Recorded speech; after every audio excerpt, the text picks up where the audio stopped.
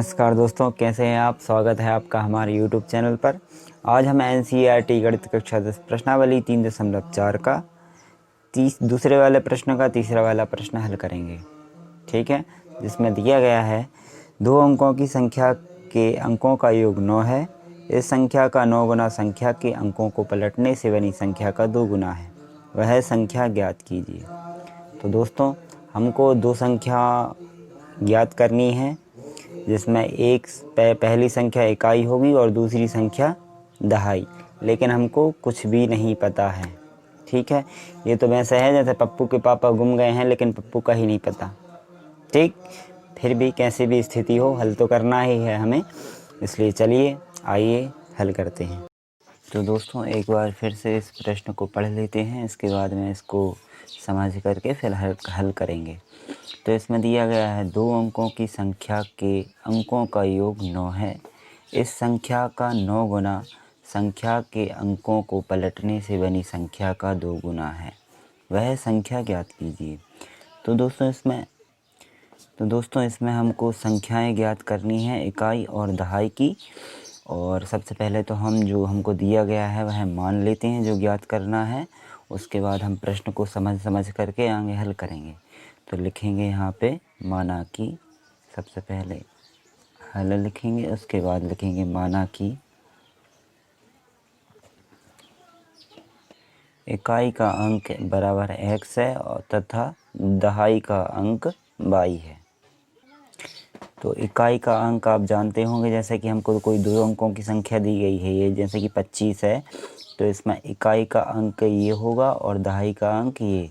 इकाई का अंक 5 है और दहाई का अंक 2 है। क्योंकि हमको जो इकाई और दहाई की संख्या ज्ञात करनी है वो हमें पता नहीं है, वो ज्ञात करनी है, तो इसलिए हमने इकाई का अंक x मान लिया और दहाई का अंक y मान लिया। अब इसके बाद में दोस्तों आप देख सकते हैं हमको एक संख्या ज्ञात करनी है। तो संख्या का सूत्र होता है संख्या बराबर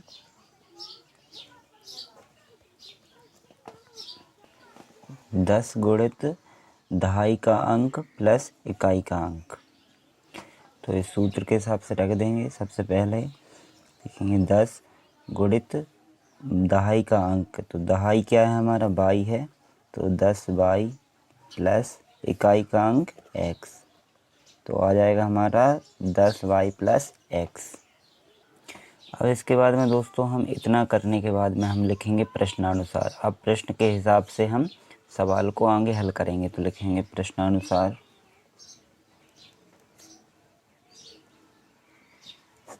फर्स्ट शर्त से।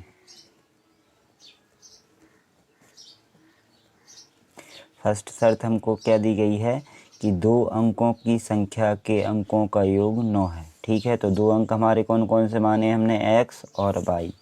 तो लिख लेंगे 2 अंकों की संख्या क्या क्या है, x प्लस y, इनका योग कितना है, 2 अंकों की संख्या का योग कितना है 9, तो बराबर 9। और इसे हम समीकरण 1 बना देंगे। हमारी फर्स्ट शर्त से हमारा समीकरण 1 बन गया। अब इसके बाद में लिखेंगे सेकंड शर्त से।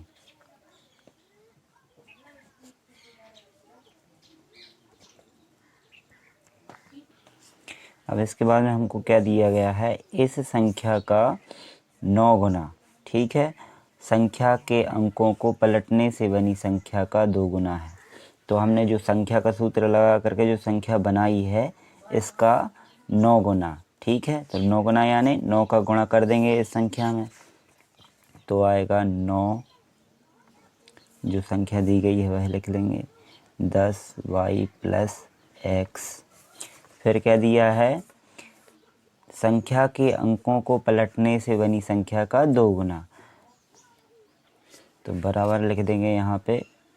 और ये जो संख्या है इसके अंकों को पलटने पर, इसके अंक मतलब x को यहाँ पे पलट देंगे, यहाँ पे कर देंगे, और y को यहाँ पे पलट कर देंगे, तो इसका 2 गुना। तो लिखेंगे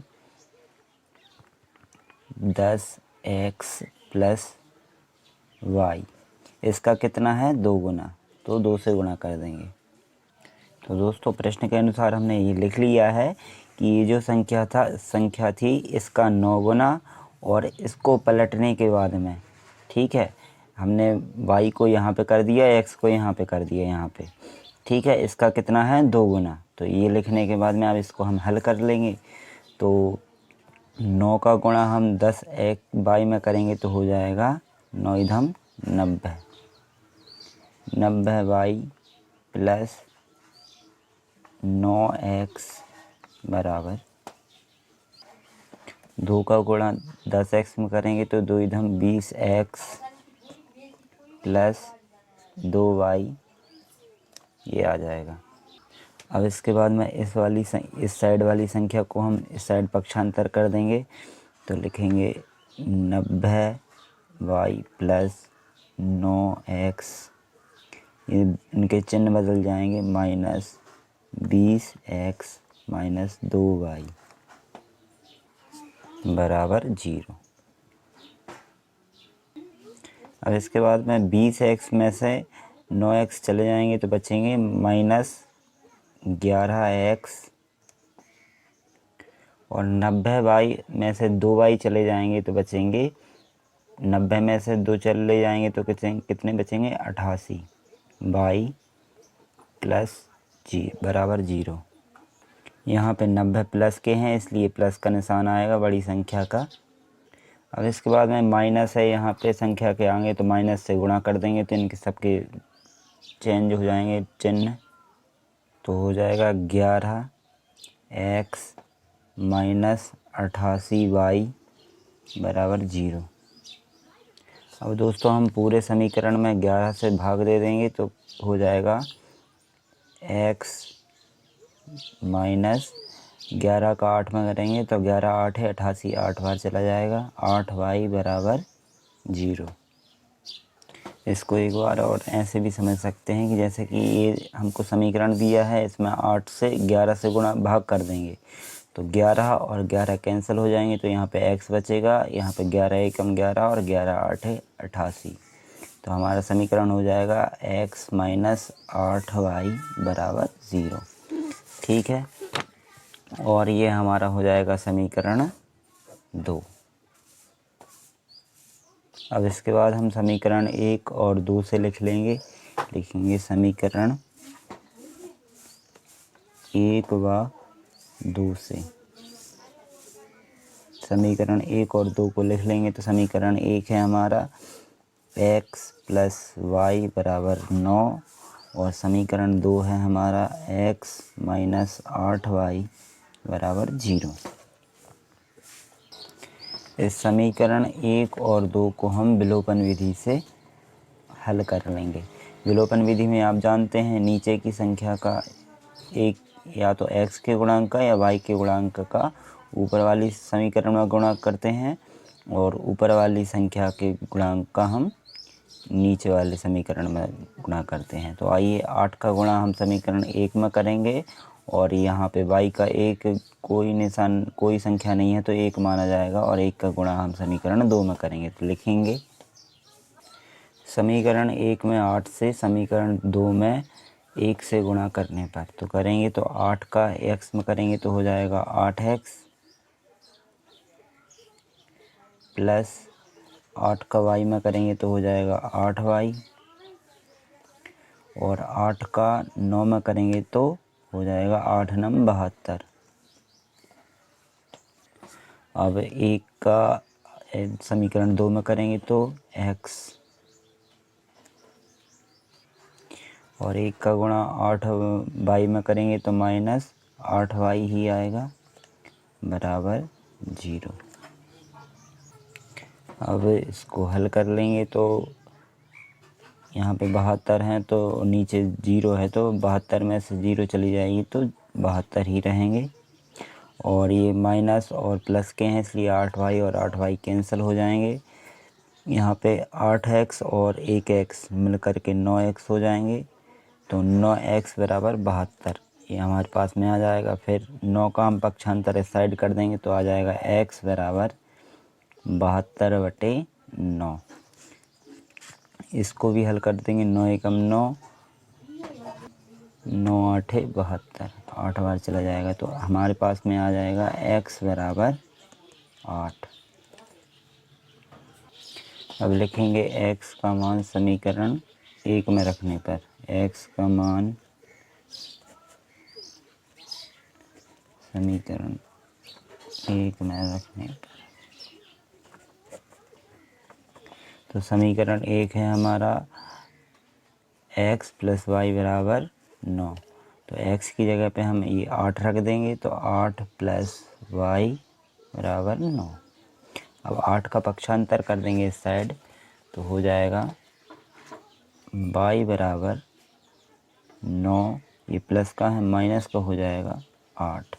तो हमारे पास में y बराबर आ जाएगा 1।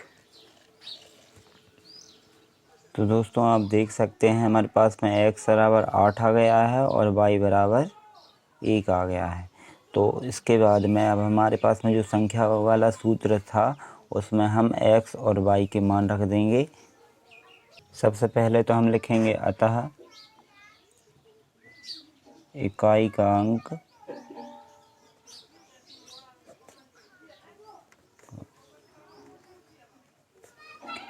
x बराबर 8 है तथा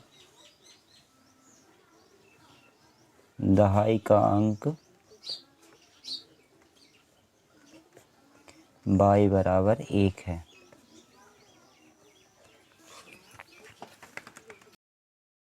अब इसके बाद में हम उसी सूत्र के हिसाब से रख देंगे। वो सूत्र था हमारा 10 गुणित दहाई का अंक हमारा कितना है 1 और प्लस इकाई का अंक है हमारा 8।